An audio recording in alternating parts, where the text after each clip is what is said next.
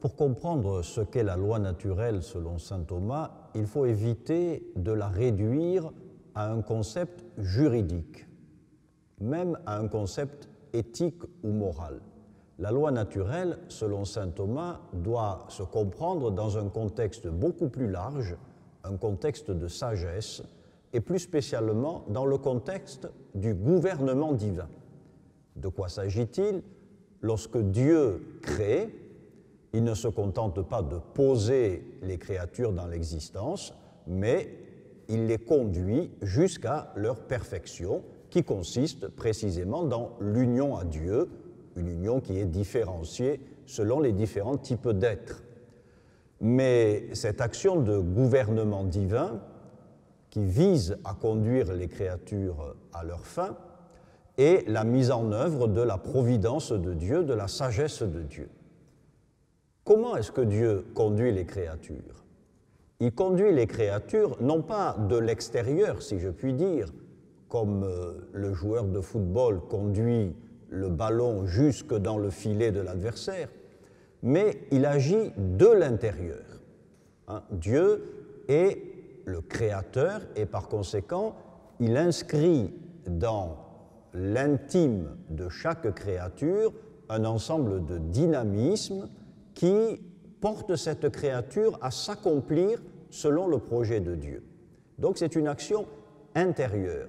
Et cet ensemble de dynamismes, c'est ce qu'on appelle la nature. La nature d'un être, c'est l'ensemble des inclinations, des dynamismes qui le portent à s'accomplir en sa fin.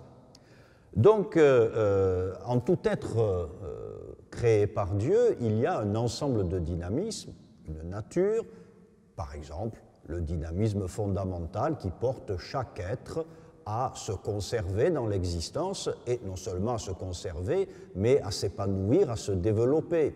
Ou chez les êtres vivants, le dynamisme qui les porte à transmettre la vie, à communiquer la vie, à se perpétuer d'une certaine manière de cette façon.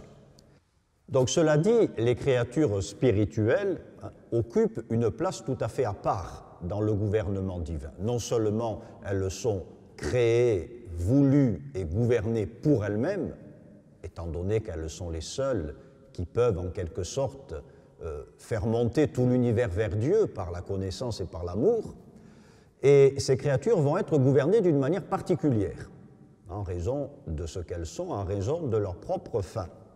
Elles ont en effet la capacité de connaître les dynamismes qui les définissent, de les connaître, de les assimiler et de s'en servir comme des orientations pour construire leur propre vie. Il y a une sorte d'intériorisation de la sagesse que Dieu a placée dans les êtres. Les êtres spirituels sont capables d'intérioriser cette sagesse, de se la formuler à eux-mêmes comme des règles de vie, selon le grand principe qui nous vient de la philosophie ancienne, deviens ce que tu es. Et donc ces créatures sont capables de savoir de quelque manière ce qu'elles sont et de se dire à elles-mêmes ce qu'elles doivent faire pour s'accomplir pleinement. C'est ce qu'on appelle la loi naturelle. La loi naturelle, c'est cet ensemble d'orientations que les créatures spirituelles se formulent en elles-mêmes, en se basant sur la connaissance des inclinations qui sont en elles. On pourrait dire, si vous voulez, pour parler de manière scolastique, que les inclinations naturelles constituent la matière de la loi naturelle, mais que la formulation par la raison pratique, qui dicte des normes de comportement, est la forme de la loi naturelle. Il y a donc une sorte de double participation de l'homme à la sagesse de Dieu. La sagesse de Dieu, elle est d'abord présente dans toute nature et dans sa nature à lui, la nature de l'homme, mais la sagesse de Dieu, le logos divin, est aussi présent dans l'intelligence humaine, dont l'intelligence humaine est capable de déchiffrer le message de sagesse que Dieu a inscrit dans la nature, que Dieu a inscrit dans sa nature à lui, l'être humain.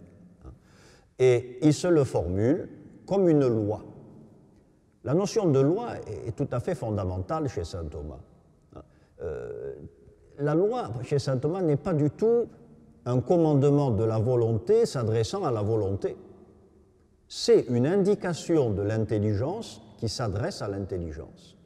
C'est comme ça que Dieu nous gouverne, en nous faisant comprendre quelle est notre finalité et en nous faisant comprendre ce que nous devons faire pour rejoindre notre plein épanouissement.